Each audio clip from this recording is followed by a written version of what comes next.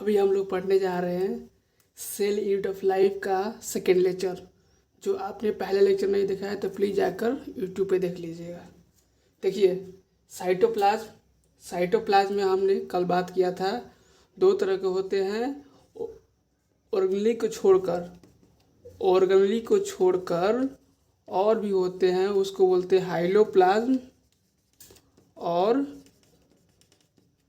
ड्यूटोप्लाज्म। Okay, और उसके अलावा होते हैं साइटोस्केलेटल एलिमेंट। तो साइटोस्केलेटल एलिमेंट के अंतर्गत कौन कौन आते हैं? माइक्रोट्यूब्यूल, माइक्रोफिलामेंट, इंटरमीडिएट फिलामेंट और इंडोप्लाज्मिक रेटिकुलम, जो ये साइटोस्केलेटल एलिमेंट बनाते हैं। साइटोस्केलेटल एलिमेंट होता क्या है? साइटोस्केलेटल एलिमेंट ये सेल में, ये किस में होता है? यूकैरियोटिक सेल में होता है। प्रोकैरियोटिक सेल में ये नहीं पाया जाता है। ये क्या करता है? सेल को शेप प्रोवाइड करता है। और जो सेल के अंदर, जैसे मान लीजिए यहाँ पे ये है सेल, इसके अंदर मान लीजिए ये हो गया एक ऑर्गेनेली हो गया, ये क्लोरोप्लास्ट, और ये हो गया न्यूक्लियस, और इसके इधर ये हो गया इंडोप्लाज्मिक रेटिकुलम, और ये हो गया माइटोकॉन्ड्रिया।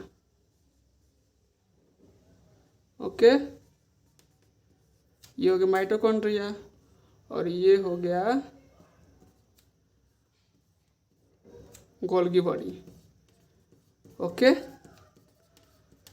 तो इसको, सेल को और इसको ऑर्गेनेली को ये क्या करता है? स्टेबिलिटी प्रोवाइड करता है, जिससे ये फिक्स रहता है। ये सिर्फ किस में होता है? यूकैरियोटिक सेल में होता है। तो आपके माइंड में ये आना चाहिए था कि जैसे कोई भी ऑर्गेनिज्म है, तो ये जैसे मान लीजिए हम इधर क्या किए, जैसे अपना पूरा बॉडी कर्व किए, घुमाए, इधर उधर किए, तो ये भी होना चाहिए, लेकिन नहीं होता है। किसके कारण नहीं होता है? इसमें साइटोस्केलेटल एलिमेंट होते हैं, तो इनकी पोजीशन क्या होती है? जो ऑर्गेनेली है। अच्छा, अब समझते हैं ऑर्गेनेली होता क्या है। ऑर्गेनेली सेल के अंदर स्ट्रक्चर होता है। जो ऑर्गेनेली होता है वो क्या होता है? सेल के अंदर स्ट्रक्चर होता है, जो ये स्ट्रक्चर है, और इसका स्पेसिफिक काम होता है जो लाइफ प्रोसेस में मदद करता है। जैसे लाइफ प्रोसेस, जैसे रिस्पायरेशन हो गया, फोटोसिंथेसिस हो गया, ये सब लाइफ प्रोसेस है जो जीने के लिए ज़रूरी है। इसीलिए, और इसका नाम क्यों पड़ा? जिस तरह से हमारे बॉडी में ऑर्गन का काम करता है, उसी तरह से ये भी सेल के अंदर फंक्शन करता है। इसीलिए ऑर्गन के नाम पे इसका नाम, स्ट्रक्चर का नाम पड़ गया, सेल के अंदर जो स्ट्रक्चर है उसका नाम पड़ गया ऑर्गेनेली। ओके, तो उसके बाद जैसे ही ये वाला जो गोल्गी बॉडी है, ये सब क्या करता है? ये सब ये फिक्स होता है। किसकी मदद से फिक्स होता है? ये जो है साइटोस्केलेटल एलिमेंट, जिसमें माइक्रोट्यूब्यूल, माइक्रोफिलामेंट, इंटरमीडिएट फिलामेंट होता है। लेकिन सबसे ज़्यादा न्यूक्लियस का पोजीशन फिक्स होता है, बाकी सब पोजीशन चेंज करता है। जैसे आपने पढ़ा होगा लाइसोसोम, लाइसोसोम के बारे में पढ़ा होगा। वो क्या करता है? जैसे कोई भी फूड मटेरियल को इनगल्फ करता है, अंदर लेता है, और उसको क्या करता है? डाइजेशन। तो डाइजेशन कैसे हुआ? Intercellular transport. जैसे सेल के अंदर आएगा तभी तो ये ऐसा काम करेगा। तो सबसे ज़्यादा स्टेबल कौन होता है? न्यूक्लियस। लेकिन और सब जो ऑर्गेनेली है, ये हो गया जैसे क्लोरोप्लास्ट, लाइसोसोम, माइटोकॉन्ड्रिया, इनमें इनकी पोजीशन फिक्स नहीं होती है। किसके मुकाबले? न्यूक्लियस के मुकाबले। सबसे ज़्यादा फिक्स किसका होता है? न्यूक्लियस का। इसको स्टेबल बोल सकते हैं। सबसे ज़्यादा स्टेबल किसका होता है? न्यूक्लियस का होता है। ओके, तो साइटोस्केलेटल एलिमेंट किस में पाया जाता है? सिर्फ यूकैरियोटिक सेल में। यहाँ तक आपको कोई दिक्कत नहीं है। तो न्यूक्लियस में कौन सा फिलामेंट होता है मोस्ट स्टेबल? Intermediate filament. इसीलिए सबसे ज़्यादा स्टेबल कौन होता है? न्यूक्लियस। ओके, हम लोग न्यूक्लियस का ओवरव्यू देखते हैं। तो न्यूक्लियस के अंदर क्या होता है, एक होता है न्यूक्लियर मेम्ब्रेन, ओके, और एक होता है न्यूक्लियोप्लाज्म। इसके अंतर्गत आता है दो, कौन कौन, क्रोमैटिन, ओके, और दूसरा आता है न्यूक्लियोलस। तो न्यूक्लियर मेम्ब्रेन क्या होता है, न्यूक्लियस के बाहर जो मेम्ब्रेन होता है उसको बोलते हैं न्यूक्लियर मेम्ब्रेन। और आपको ये भी चीज़ बताते हैं, जो न्यूक्लियस होता है उसको ऑर्गेनली नहीं बोलते हैं, क्योंकि ये ऑर्गेनली की तरह इसका स्पेशल स्ट्रक्चर, खास तरह का संरचना नहीं होता है। ये एक कंडेंस पार्ट होता है, मतलब एक सघन पार्ट होता है ऐसे न्यूक्लियस, ओके। ये क्रोमैटिन क्या होता है, ये एक धागा होता है, जिससे आप एक वीडियो देख लीजिएगा। क्रोमैटिन, इसमें डीएनए प्लस हिस्टोन प्रोटीन होता है, और ये आगे चल कर क्या बनता है, कंडेंस फॉर्म में क्या बन जाता है, क्रोमोजोम।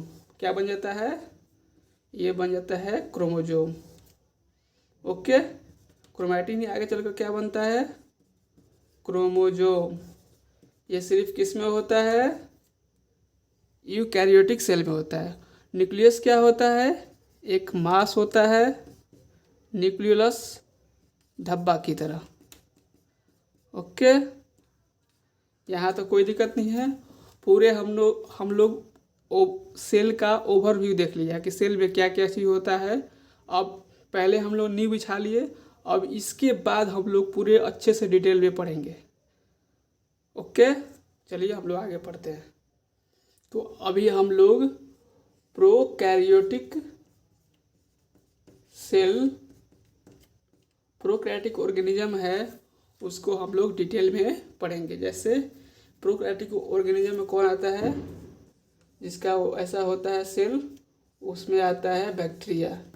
तो बैक्टीरिया के बारे में हम लोग अभी डिटेल में पढ़ेंगे कि उसके सेल के अंदर क्या क्या होगा, ये पढ़ेंगे डिटेल में। तो हमने पहले बोला था कि उसके अंदर होता है बाहरी जो होता है सेल कोट। तो सेल कोट बैक्टीरिया में क्या क्या होता है, ग्लायोकैलिक्स, ये हमने कल बता दिया था। ग्लायोकैलिक्स और सेल वॉल, और तीसरा सेल मेम्ब्रेन या प्लाज्मा मेम्ब्रेन, कुछ भी बोलिए, ओके। ग्लायोकैलिक्स ये किससे बनता है, म्यूकोपॉलीसेक्राइड, म्यूकोपॉलीसेक्राइड, ओके। ये बैक्टीरिया में कैसा होता है, स्लाइमी लेयर होता है, जो सेल वाल के बाहर सेल कोट होता है। सेल कोट मतलब कोट मतलब क्या होता है, बाहरी आवरण। जैसे ये सेल हो गया, इसके जो बाहरी में आवरण हो गया उसी को बोलते हैं सेल कोट, जो कवरिंग होता है, ओके। तो ये कैसा होता है, स्लाइमी लेयर होता है। कैसा होता है, बैक्टीरिया के बारे में पढ़ रहे हैं अभी, जो पढ़ रहे हैं किसके बारे में पढ़ रहे हैं, प्रोकैरियोटिक सेल जिसका होता है। प्रोकैरियोटिक सेल किसका होता है, किस में होता है, बैक्टीरिया में होता है। तो इसी के बारे में पढ़ रहे हैं सेल कोट। अब उसका पूरे डिटेल में पढ़ेंगे कि सेल के अंदर क्या क्या चीज़ होता है। तो हमने पहले ही बोल दिया, बैक्टीरिया के अंदर सेल कोट होगा, साइटोप्लाज्म होगा, और प्लाज्मा मेम्ब्रेन होगा, ये सब होगा। इसके बारे में पढ़ रहे हैं कि इसमें ऑर्गेनली नहीं होता है, क्योंकि इसमें मेम्ब्रेन बॉन्ड ऑर्गेनली नहीं होता है, लेकिन राइबोसोम होता है, ओके। तो ये सब हम पिछले क्लास में बोल चुके हैं, तो प्लीज़ जाकर देख लीजिएगा। तो ये स्लाइमी लेयर होता है किसके चारों ओर, सेल वाल के चारों ओर, ओके। अगर ये स्पोर है, जैसे मान लीजिए अगर जैसे कि मान लीजिए वो फोटोसिंथेसिस कर रहा है, तो उसमें स्पोर होगा, पोलन स्पोर होगा, तो थिक वाल होगा, ओके। और इसका फंक्शन कैसा होता है, थिक वाल होता है, सॉरी। और ये कैसा काम करता है, प्रोटेक्टिव इन्फेक्शन होता है। अब आते हैं सेल वाल। बैक्टीरिया में सेल वाल किस तरह होता है, तो ये सेल वाल पेप्टाइडोग्लाइकॉन का होता है, ये सब आपको याद होना चाहिए। Peptidoglycan, okay. इसमें होता है नाम और नाग। इसका फुल फॉर्म क्या होगा? एन एसिटाइल म्यूरेमिक एसिड और एन एसिटाइल ग्लूकामिन, इसका ये फुल फॉर्म है, ओके। और सेल मेम्ब्रेन किसका बना होता है? लिपिड प्लस प्रोटीन का बना होता है। ये किसका हम लोग देख रहे हैं? बैक्टीरिया के बारे में देख रहे हैं, वो भी सेल कोड के अंदर। ये हम कल ही बता चुके थे, ग्लायोकैलिक्स से बना होता है, सेल वाल होता है और सेल मेम्ब्रेन होता है। इसमें तीनों होता है बैक्टीरिया में, ओके। अब हम लोग सेल कोड का मॉडिफिकेशन देख रहे हैं। तो ये एक होता है पिलाई और फेमरी और दूसरा होता है फ्लैजिला। पिलाई और फेमरी किससे बना होता है? पिलिन प्रोटीन से, ओके। और ये क्या करता है? अटैचमेंट में हेल्प करता है, किसी चीज़ पे चिपकने में, जैसे होस्ट टिश्यू पे, ओके। होस्ट टिश्यू क्या होता है? जैसे मान लीजिए बैक्टीरिया है, और ये इसका होस्ट है, मतलब इस पर ही निर्भर है, इससे फूड ले रहा है। जैसे मान लीजिए ऑर्गेनिज्म है, इस पर ही निर्भर है, तो इस पर एक पिलाई होता है फेमरियो, और इस पे जाके चिपक जाएगा, तो इस चिपकने में मदद करता है। कौन? पिलाई। होस्ट ऑर्गेनिज्म पे ये चिपकने में मदद करता है। अब फ्लैजिला, ये किससे बना होता है? फ्लैजिलिन प्रोटीन से बना होता है, ओके। किससे बना होता है? फ्लैजिलिन से प्रोटीन से बना होता है। देखिए फ्लैजिला किसका मॉडिफिकेशन है? जैसे ये हो गया, ये क्या हो गया बता रहे अभी, ये हो गया, देखिए ये हो गया सेल मेम्ब्रेन, ओके। और ये हो गया सेल वॉल, और ये हो गया ग्लायोकैलिक्स, सॉरी, ये हो गया ग्लायोकैलिक्स। तो हमने अभी पहले बताया था कि सेल कोट में क्या क्या आता है? ग्लायोकैलिक्स, सेल वॉल और सेल मेम्ब्रेन। तो इसी का ये मॉडिफिकेशन है, ओके। इसको बोलते हैं एक्सोनिमा, ओके। और इसको बोलते हैं बेसल, और नीचे वाले को बोलते हैं रूटलेट, ओके। अब हम लोग डिटेल में पढ़ेंगे इसके बारे में, यहाँ बताए थे लेकिन और इसमें बाकी है कुछ, इसको बता दे रहे हैं। पिलाई को, पिलाई में हम लोग, इसमें होता है एक लॉन्गर पिलाई, ओके। इसको बोलते हैं फर्टिलिटी फैक्टर। क्या बोलते हैं? Fertility factor, okay. और इसको और भी नाम है सेक्स पिलाई, ओके, या एफ पिलाई। ये सब पिलाई में नहीं होता है, सब सेल कोट में नहीं होता है। अगर ये जिसमें होता है वो मेल होता है, ओके। अब हम लोग जेनेटिक मटेरियल की बात करेंगे, किसमें? प्रोकैरियोटिक सेल जिसमें, जैसे बैक्टीरिया में। अभी तक जो बात की है वो बैक्टीरिया के लिए बात की है, ओके। इसमें जेनेटिक मटेरियल कैसा होता है? उसको बोलते हैं जीनोफोर, ओके, या न्यूक्लियाइड। इसमें क्रोमोजोम नहीं होता है, इसमें क्रोमोजोम नहीं होता है, तो इसका मतलब इसमें हिस्टोन भी नहीं होगा, हिस्टोन प्रोटीन नहीं होगा, जो उसी से बनता है ना, डीएनए प्लस हिस्टोन प्रोटीन, फिर क्रोमेटिन बनता है। क्रोमेटिन का जो कंडेंस फॉर्म होता है, जो गुच्छा होता है, वो होता है क्रोमोजोम, तो इसमें ये नहीं होता है। इसके अलावा एक होता है प्लाज्मिड। प्लाज्मिड क्या होता है? Extra genomic DNA. क्या होता है? Plasmid extra genomic DNA, okay. तो इसका हम लोग यहाँ पे स्ट्रक्चर बना लेते हैं, जैसे यहाँ पे यही बना लेते हैं। ओके, ये हो गया एक जीनोमिक डीएनए यहाँ पे हो गया। ओके, और ये हो गया यहाँ पे, इसको बोलते हैं प्लाज्मिड, जो एक्स्ट्रा में है। इसमें इस पे 2 जीन होता है, फर्टिलिटी फैक्टर का जीन होता है। ओके, और दूसरा होता है एंटीबायोटिक रेसिस्टेंस जीन। ओके, जो एंटीबायोटिक से जो रेसिस्टेंस दिखाता है वो इस पे जीन होता है। किस पे? ये प्लाज्मिड के बारे में बात करें तो सिंपल क्वेश्चन आएगा बस कि प्लाज्मिड क्या है, तो एक्स्ट्रा जीनोमिक डीएनए, बस यही क्वेश्चन आएगा। इससे एक्स्ट्रा ये नहीं पूछेगा कि इस पे क्या होता है एंटीबायोटिक रेसिस्टेंस जीन, ये नहीं पूछेगा। ओके, इसके अंदर प्लाज्मा मेम्ब्रेन का मॉडिफिकेशन हो जाता है। ये जो स्ट्रक्चर बना रहे हैं ये प्लाज्मा मेम्ब्रेन का मॉडिफिकेशन होता है, इसको बोलते हैं म्यूजोजोम्स। ये किसके इक्विवेलेंट होता है? माइटोकॉन्ड्रिया के। माइटोकॉन्ड्रिया किसमें है? ये यूकैरियोटिक सेल में है।